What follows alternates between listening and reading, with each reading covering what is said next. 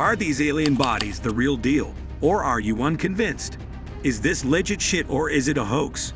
Whatever happens from this point out, it could be that these specimens come to serve as a watershed moment in the search for alien life in general. Such a high-profile presentation, the details of which being so rapidly spread all around the world, it certainly sets a new bar for what to expect in the future. Indeed, commentators were quick to point out precisely how much more revealing Mexico's UAP hearing was compared to the US version in July.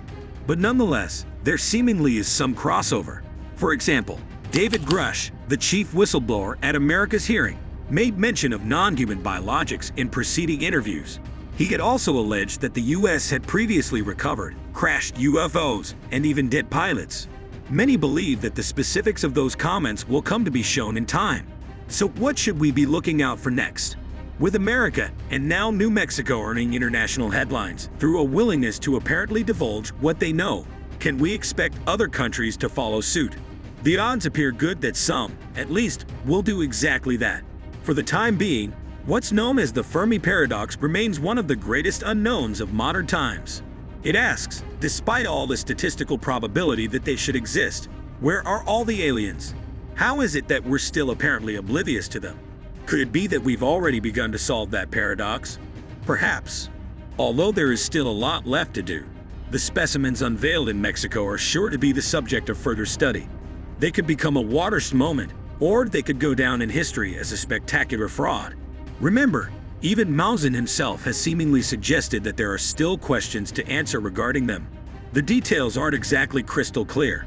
In a press conference on Thursday, NASA officials fielded questions about the Mexican presentation as they released their own report on recommendations for helping the Pentagon detect and examine UAP. Dave Spergel, former head of Princeton University's astrophysics department and chair of the report, said he did not know the nature of the samples, but urged transparency. If you have something strange, make samples available to the world's scientific community, and we'll see what's there, he said. Meanwhile, there are dedicated UAP investigations planned for the future by NASA, and the US government seems intent on disclosing more and more as well. Private groups including Avi Loeb's Galileo project are also hot on the trail to become the first to prove once and for all that aliens exist. Clearly, this is a story that is set to run and run as we continually search for aliens and ask where is everyone. Today we're taking a closer look at the spectacular reports that alien corpses have been revealed in Mexico. On September 13, 2023, some truly remarkable headlines and images hit the world's press.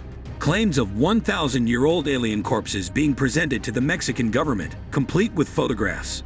So is this really as cut and dry as it appears? Have we finally found incontestable proof of alien life? Or is there more to the story? The aliens in the equation were unveiled as part of an official hearing at Mexico's Congress, with well-known UFO specialist Jaime Maussan fronting the presentation. The event caused an instant murmur to ripple through the room of assembled politicians and very quickly triggered a wave of massive social media interest and comment. The bodies appear unusual and potentially non-human. While testifying under oath, Maussan provided further details. It's said that the bodies were found in or close to Cusco, a city in southeastern Peru, although there are conflicting reports that they were actually discovered in different parts of the country.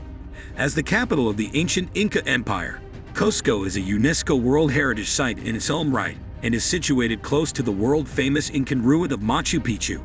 It's already steeped in history and tradition, but now it could become a key location for alien enthusiasts.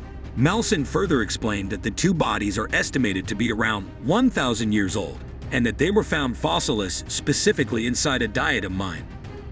This means they were discovered within diatomaceous earth, which is a soft and crumbly ground made up in part of fossilized microalgae.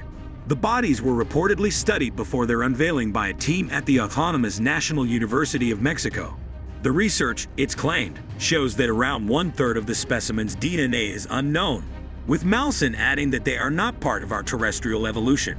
Significantly, however, and very quickly after the presentation itself, multiple sources from within the autonomous National University of Mexico sought to distance it from Maussan's conclusions. It soon surfaced that any suggestions that the university had endorsed the presentation were wrong, and that those based there had big questions of their own over exactly what the claims of alien were based on. The bodies themselves appear to have three-fingered hands, elongated skulls in general, They're exceptionally small.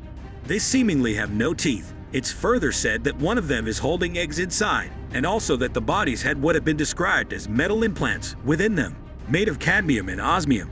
Both are rare, but osmium in particular is said to be one of the rarest elements on Earth. Importantly, Maussan highlighted how the bodies were not unearthed at any kind of UFO crash site. Rather, they were waiting alone in the algae mines, and even he has reportedly alluded to being still unsure as to whether they really are aliens, as in extraterrestrial beings from somewhere other than Earth. He did describe them, however, as intelligent and insisted that we humankind should embrace the reality that we are not alone. Maussan himself has a long history in UFO study, as well as some controversial episodes in his past, the most infamous of which came in 2017 when he claimed to have analyzed multiple mummified bodies, this time found in the Nazca region of Peru, famous for the Nazca lions. In many ways, the specimens then were similar to those that have been shown to the world now. In fact, for those who doubt the latest developments, what we're seeing now could be the very same. Again, they reportedly had three-fingered hands, large skulls, and again they were small.